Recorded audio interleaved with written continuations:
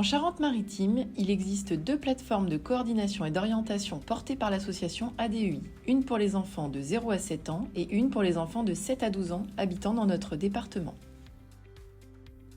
La PCO s'adresse aux enfants présentant des signes d'alerte de troubles du neurodéveloppement, source d'inquiétude pour les parents. Ces signes peuvent être repérés par le médecin, les professionnels de santé, la communauté éducative, mais aussi dans l'ensemble des lieux de vie de l'enfant, y compris à l'école et dans les milieux de socialisation de la petite enfance. Il existe d'ailleurs un livret dédié sur le site handicap.gouv. Un livret de repérage permet d'objectiver les alertes et il est nécessaire pour initier une démarche auprès des PCO. Il est rempli conjointement par le médecin de l'enfant et sa famille. Les retours du milieu scolaire sont aussi importants et automatiques dans la constitution d'un dossier directement via le livret de repérage pour les 7-12 ans. Les premiers éléments reçus par la secrétaire sont par la suite étudiés sous 15 jours par l'un des membres de l'équipe de coordination. Les coordinateurs de notre parcours sont tous des professionnels de santé, psychomotriciens ergothérapeutes, psychologues spécialisés en neuropsy. Après validation de l'admission, les secrétaires transmettent pour les enfants âgés de 0 à 7 ans un questionnaire à la famille afin d'obtenir une vision plus globale des difficultés rencontrées au quotidien.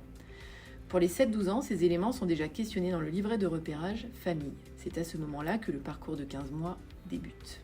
D'autres pièces administratives sont indispensables à la complétude du dossier, telles que l'attestation de sécurité sociale, le livret de famille et la charte signée par les représentants de l'autorité parentale. Toutes les pièces transmises concernant l'enfant, livret, questionnaire, précédent bilan, observation scolaire, sont étudiées. Lors d'une réunion d'équipe composée du médecin coordinateur, du chef de service et des coordos, le dossier de l'enfant est présenté et les préconisations sont déterminées. Afin de réaliser les bilans et les prises en charge, la PCO conventionne avec des libéraux du territoire, mais travaille aussi en partenariat avec les équipes spécialisées médico-sociales et ou hospitalières. Le coordo référent du parcours transmet alors ses préconisations à la famille ainsi qu'au médecin adresseur, avec le listing des professionnels correspondant aux besoins de l'enfant. Les retours du milieu scolaire sont aussi importants et récupérés via un questionnaire pour les 0-7 ans rempli par l'enseignant.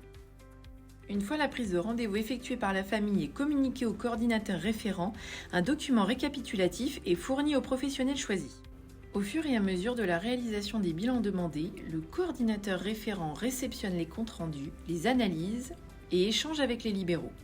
Dans certaines situations, le médecin de la PCO peut faire du lien avec les médecins de l'enfant. Une réunion de concertation pluridisciplinaire est alors organisée par la PCO en visio.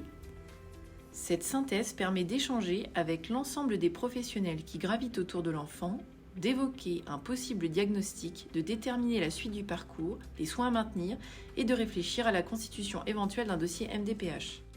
La PCO est aussi dotée d'une travailleuse sociale pour accompagner les parents dans les démarches administratives et les demandes d'aide financière. Le parcours s'achève après 15 mois et 15 jours. La famille et le médecin reçoivent ensuite la synthèse du parcours avec l'ensemble des bilans.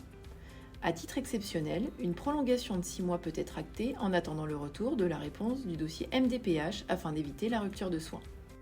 Notre plateforme et son financement relèvent de l'ARS et la CPAM.